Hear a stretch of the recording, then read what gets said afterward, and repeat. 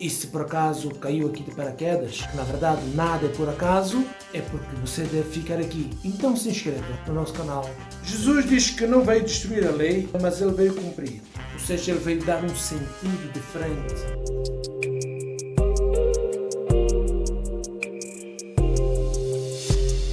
Sejam todos bem-vindos para mais um estudo do Evangelho segundo o Espiritismo.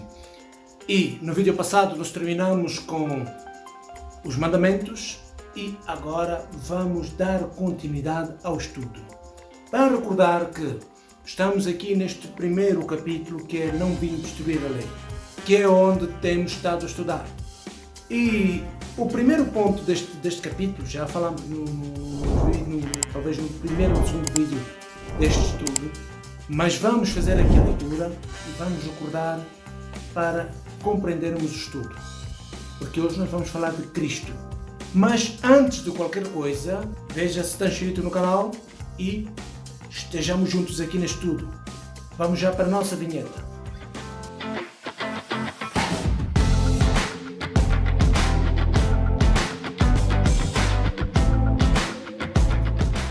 Sejam todos bem-vindos novamente e vamos continuar aqui. Em Mateus 5, 17, 18, diz assim: Não penseis que eu tenha vindo destruir a lei ou os profetas. Eu não vim destruí-los, mas cumpri-los. Porquanto eu vos digo em verdade que o céu e a terra não passarão sem que se cumpra perfeitamente tudo o que está na lei até ao último iota, o último ponto. O iota é a nona letra do alfabeto grego. Então, Jesus diz que não veio destruir a lei, mas ele veio cumprir. Ou seja, ele veio dar um sentido diferente daquilo que era compreendido por nós enquanto humanidade. Então ele veio dar um sentido diferente. Ele não veio destruir, mas ele veio cumprir, dando o verdadeiro sentido da lei. Porque nas leis que acabamos de dar, nos 10 mandamentos que acabamos de dar, os 10 mandamentos refletem, na primeira fase, os deveres para com Deus e na segunda fase, os deveres para com o próximo. O primeiro até o quarto mandamento são os nossos deveres para com Deus. Do quinto para o 10º, temos os nossos deveres para com o próximo. Então, nos 10 mandamentos estão, em primeiro lugar, os deveres para com Deus e, em segundo lugar, os deveres para com o próximo. Agora, quanto à lei mosaica propriamente dito, ele mudou. Ele deu alterações. Porque há muitas coisas da lei mosaica que foram mal interpretadas. E ao serem mal interpretadas, as pessoas adotaram um tipo de comportamento que não era um comportamento certo. Era um comportamento, de certa forma, errado. Então ele as alterou com profundidade. Ele, ao alterar e cometer as más interpretações e o culto das práticas exteriores, e reduziu também isto tudo, os maus entendimentos que as pessoas tinham, quando disse amar a Deus sobre todas as coisas e amar ao próximo como a ti mesmo.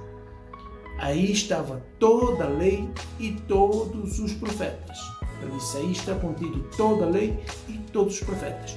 O dever para com Deus e o dever para com o próximo. Quem é o próximo? O próximo é o nosso irmão, não necessariamente o nosso irmão de sangue. Porque se somos todos filhos de Deus, então logo somos todos irmãos. No grego, traduziram a palavra irmão para próximo, do hebraico para o grego. Porquê? Porque eles não entendiam a palavra irmão nessa abrangência total. Não é?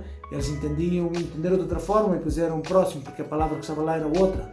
Então eles puseram a palavra como sendo próximo, mas na verdade a palavra aqui é mesmo irmão.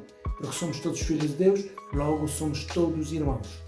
Neste sentido, somos todos irmãos.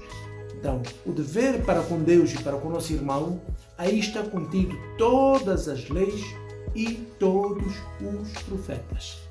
Não há nada que nós precisamos que não esteja contido dentro dessa lei. Agora, os desdobramentos é que é outra coisa.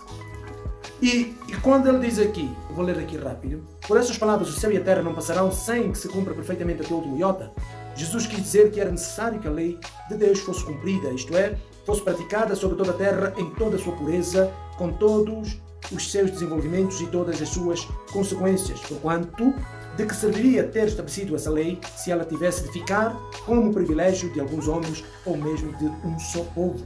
Sendo todos os homens filhos de Deus, eles são, sem nenhuma diferença, merecedores da mesma consideração.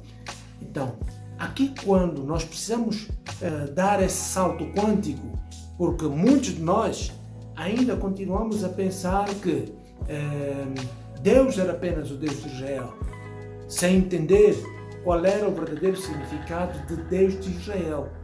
Porque naquela altura criavam-se muitos deuses, os povos tinham muitos deuses, Deus disto, Deus daquilo, Deus sei lá do quê. E quando chegou o conhecimento e a cultura do Deus único, que na verdade só existe mesmo um Deus, designou-se como Deus de Israel, porque era o povo que mais apto estava para compreender isto. Então, que designou-se Deus de Israel, para dizer que era o Deus único. Agora, no nosso entendimento já mudou, nossa compreensão já alterou, agora sabemos que existe apenas um Deus, e já não é Deus de um único povo. É o Deus de todos os povos, e não apenas de um só. E vou ler mais aqui. O papel de Jesus, porém, não foi apenas de um legislador moralista sem outra autoridade que da sua palavra. Ele veio cumprir as profecias que haviam anunciado sua vinda, e a sua autoridade provinha da natureza excepcional do seu espírito e da sua missão divina. Ele veio ensinar aos homens que a verdadeira vida não está na terra, mas no reino dos céus. Ensinar-lhes o caminho que os conduz a esse reino, os meios de se reconciliarem com Deus e de preveni-los quanto à marcha das coisas que devem acontecer para a realização dos destinos humanos. Entretanto, ele não disse tudo sobre muitos pontos, limitou-se a lançar o germe da verdade, que ele mesmo declarou não podiam ainda ser compreendidas.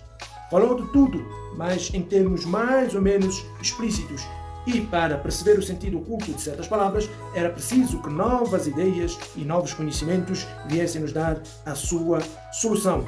E essas ideias não poderiam surgir antes do certo grau de maturidade do espírito humano.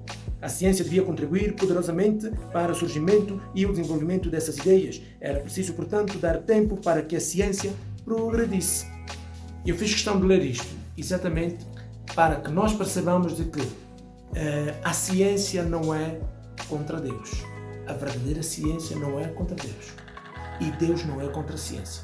Uma vez que Deus criou tudo, Deus criou a própria ciência também. E é isso que nós devemos perceber. Como bem diz o texto, Cristo não disse tudo.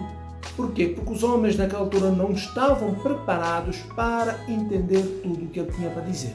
Por isso é que ele prometeu que um Consolador viria mais tarde.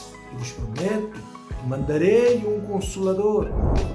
Então, esse Consolador veio trazer e descodificar aquilo que estava ainda em códigos.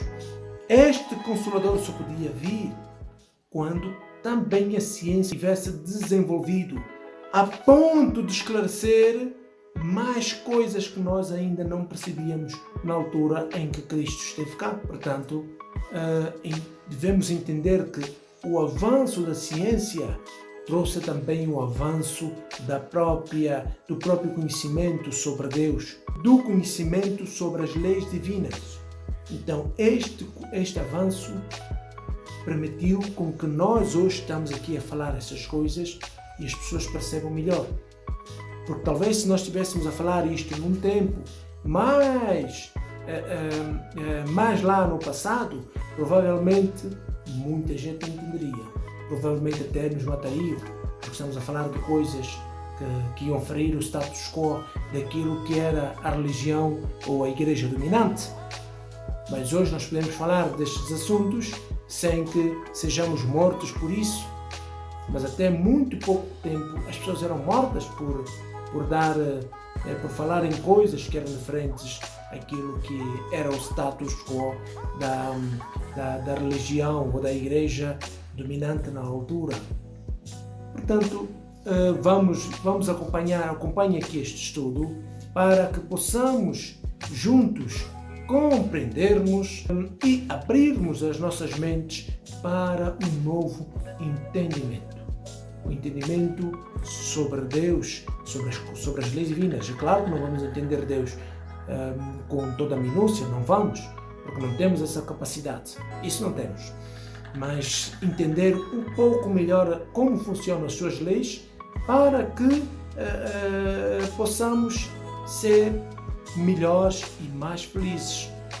Abrir as nossas mentes para a fé raciocinada, que é o que cada um de nós devia ter, a fé raciocinada.